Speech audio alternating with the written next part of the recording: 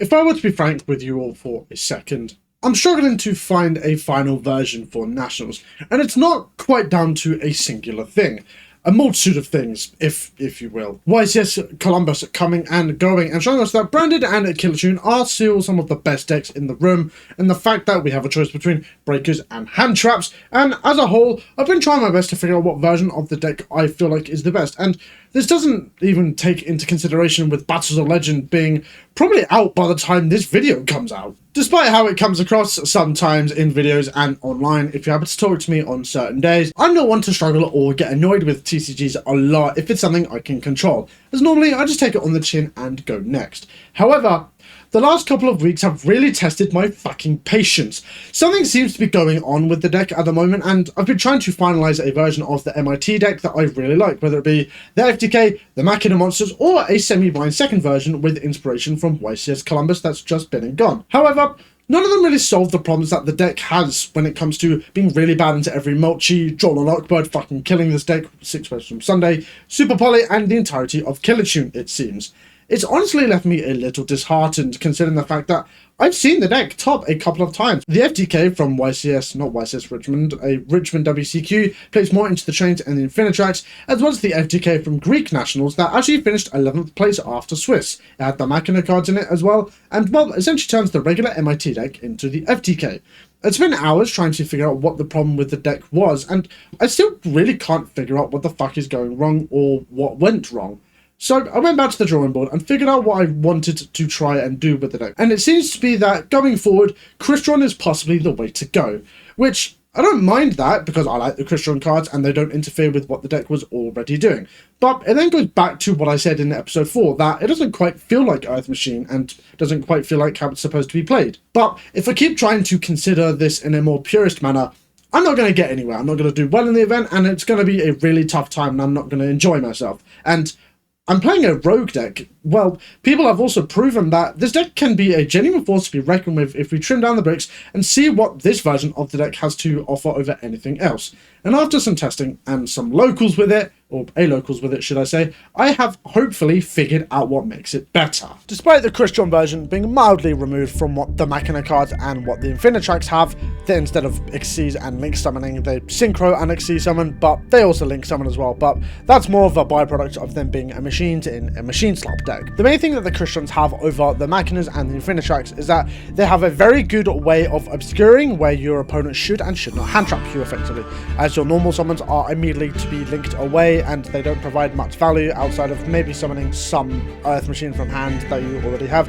or you can essentially block your interruptions or block your opponent's interruptions, as the Crystons essentially act as a pseudo smokescreen before they get ran the fuck over by the level 10 trains. The Crystons do give us access to probably one of the best cards in our deck fairly consistently, and unfortunately it's Spell Canceller. I know, you can boo me all you want and I will take it. However, please just hear me out. I don't like Floodgates as much as the next person. However, with a format where spells are so imperative to a deck's ability to function, Brand Infusion, kind of, Killatune Synchro, Mitsurugi Ritual, and so much more, why not just prevent them from doing the thing whilst we're fine without ours? And we're realistically not going to need spells outside of maybe Droplet on the field, but that's not the end of the world for us, as if we manage to set up a board in such a manner where we can set up the Spell Canceller and a bunch of negates, it will be too much for our opponent. It's cringe, it's boring, but sometimes we have to do it. So let me quickly show you what I actually decided to play for the locals that I actually took this deck to. So we're going to start with the Crystron stuff. We're going to start with 3 copies of Solfador and 3 copies of Solfefnir. These are the main starters for the Crystron engine of the deck. And honestly, a lot of the time people are only playing 2 and 2, but there are some lines where you do actually need 3 Crystrons, or at least 6 Crystrons as a whole, but I personally liked it because opening Solfefnir isn't that bad. Then for the one-ons, we're on 1 copy of Tristeros, 1 copy of Smygar, and obviously the 3 copies of Inclusion, and 1 copy of Cluster. Obviously, this is all you really need for a Crystron engine when it comes to this deck. You don't really need much more, you don't really need much less. So, onto the trains. These haven't particularly changed all that much. So, we're on 3 copies of Night Express Blue Traveler, obviously. That's how it's always been, really. And then onto the, well, technically the one-offs. We're on 1 copy of Scrap Recycler, 1 copy of Convex Knight, 1 copy of Flying Pegasus Railroad Stampede. Then we're on 1 copy of Spell Canceller. Unfortunately, we are being mega cringe. We're on 1 copy of Reginald, 1 copy of Derricane, and 1 copy of the Babbledecker. Babbledecker in this version of the deck actually gets a lot more mileage out of being the deck's normal summon. Then for the spells, for the trains, we're on 3 copies of Exceptional Schedule, as we have been for the last however long since the release of the card. 2 copies of Urgent Schedule, and our copy of Revolving Switchyard. Then on for the non-engine, which is, there's not a lot of it, but a lot of these cards are really, really good at the moment. So we're on 3 copies of Ash Blossom and Joyous Spring, 3 copies of Fool Loss, as most decks are on at the moment, 3 copies of Ghost Spell and Haunted Mansion, 3 copies of Forbidden Droplet, and obviously the one-offs that are still really good in this deck, Foolish Barrel to act as another starter for us when it comes to the Crystons, 1 copy of Triple Toxic Talent, and 1 copy of Called by the Grave. So let me show you what I was doing for the side for the, or the extra and the side, should I say, for this deck. So on to the extra deck, specifically we're on 1 copy of Clockwork Knight, 1 copy of Clifford Genius. This card actually gets a lot more mileage out of this version of the deck in particular because of how Genius actually interacts with Monster Summon to its own. The search is not once per turn. I didn't know this for so long because it's never really come up until Crystron and Canine started getting added into Machine decks. And for the final link, we're on 1 copy of Double-Headed Anger Knuckle. Then for the Synchro Monsters, we are actually on 2 copies of Crystron Elascalatus and 1 copy of F.A. Dawn Dragster. So when it comes to the Elascalatus bit, playing 2 of them is not normal in the sense of normally you would only play 1 and obviously you'd have the Dawn Dragster. But there are some matchups, like in the case of Killer Tune, where you want to have that double pop. So the Tristeros activation actually makes the second one of this to then add something back in your opponent's turn. Then for our main brick, the Exceed monsters, we're on 1 copy of Riverstormer, 1 copy of the Nova and Infinity, 1 copy of Flying Launcher, 1 copy of Gustav and the Rocket to go with it, 1 copy of Dora, 1 Lieb, and obviously 1 copy of Zeus to round off our Xyz monsters. This is the lineup that I feel like is probably the best when it comes to this. However, to say that I didn't miss having a Synchro Machine 12, obviously something like Centurion Legatia is probably the best way to have maybe an extra Synchro, but that's not the end of the world. So for the side deck, we are on 3 copies of Molchami Perulia and 2 copies of Joel and Lockbird for the kind of going second, but hand traps as it were. Then going for the spells, we're on 2 copies of Triple Tactics Thrust, 2 copies of Lightning Storm, 1 Harpy's Feather Duster, and 1 copy of Illusion Gate to round out our board breakers. And for the final spell, we are on the 3rd copy of Urgent Schedule. So the thing about the 3rd copy of Urgent Schedule is not bad when you draw it, because obviously you want to have that max consistency going second, but you don't want to main it because if you happen to draw all of them at the exact same time, going first, it does literally nothing. It's why some people are really flip-flopping between 1 copy of Urgent Schedule in the main and 2 in the side, or maybe 2 in the main and 1 in the side. I personally prefer 2 in the main because if you happen to draw Exceptional and the Urgent at the same time, you still have a target left in the deck. And obviously, in the case of something like Forbidden Droplet, you can set it and then send it off of the Forbidden Droplet. And for the going first cards, I would say for this deck, we're on 2 copies of Solemn Accusation and 1 copy of Solemn Judgment. I really like the Solemns in this deck at the moment. Accusation has proven itself to be worth its price tag, and it's only going up as more and more decks become developed. Obviously, Power Patron gets absolutely fucking murdered by Accusation if they scale their Pendulum monsters, and so on and so forth. I took the previously shown list to a second locals that I have been grinding for the last couple of weeks in the lead up to Nats, and, well, it's been a very good time.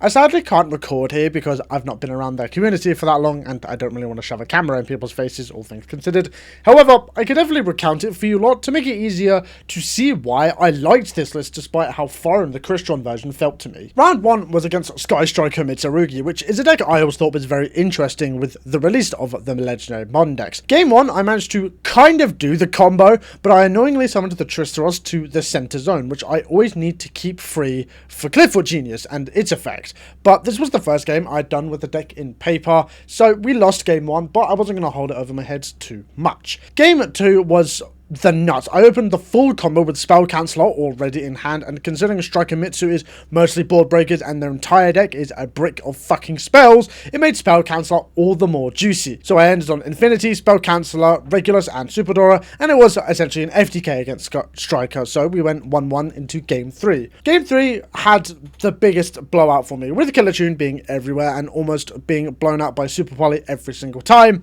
It means that we get hit in the face with Super Poly a lot of the time, and considering our deck is same type and attribute mostly, it makes a well-timed Super Poly almost a death sentence all the time, which it did happen to me with my opponent having the OTK on their turn with the Mitsu cards and Sky Striker Mobilize linkage. So we sadly lost round 1. Round 2 was against Stun. Regardless of where I go for locals, I seem to not be able to escape this type of deck. Game 1, I found out why Dimensional Fissure has become a hell of a card in the current format, and I hadn't really thought about trying to out it in any way outside of the Terracrane detach, and well, it did fuck me. If it does continue to be a fucker to work around, I'm likely to side something like Magical Hound to prevent it from being a problem, but we did lose because of it. Game 2, I was on the play, and I sided out a lot of my going second cards and sided in a lot of my going first cards to hate on anything that Stun can do. Solemn Accusation and Judgment came in, and, well, just hope and God that I can do the full combo. Outside of the Dominus cards, Stun doesn't interact with you very much on your turn, so it allows me to make the full board and have Spell Canceller hard carry us to our win. Game 3 was a game of a really awkward back and forth due to Anti-Spell Fragrance, but with Urgent Schedule plus Droplet combo to out the Ryo and his field as a whole to establish 2 bodies to make sure we have access to full combo through more bullshit, a set Duster from the opening hand plus a Lightning Storm on the crackback, we managed to easily take it after the 2 activations, which made us 1-1 going into round 3. Round 3 was against a throwback, and that was Ethereum Punk. A big throwback, as I just previously said, as we all thought this deck was going to be the hot shit when it came out and when people figured it out. It was not. Game 1 can easily be summed up with the fact that Droll is just a really good card, and it's just cooking every deck in this format, and it might be one of the cards I have to main deck whilst we're in this format. Droll did manage to take the game 1 for my opponent, but I also did misplay it a couple of times throughout the turn, so it was also on me as well. Game 2 can be summed up by the same card, Droll, but this time I got much luckier as I managed to end on Infinity plus a Spell Canceller, which I luckily had drawn the latter already in my opening hand, and even that board was enough to live and win the second game. Game 3 was home to the most cracked going second hand I have ever fucking drawn. Exceptional Schedule, Foolish Barrel, Lightning Storm, Forbidden Droplet, Blue Traveler, and an Urgent Schedule as a draw for turn.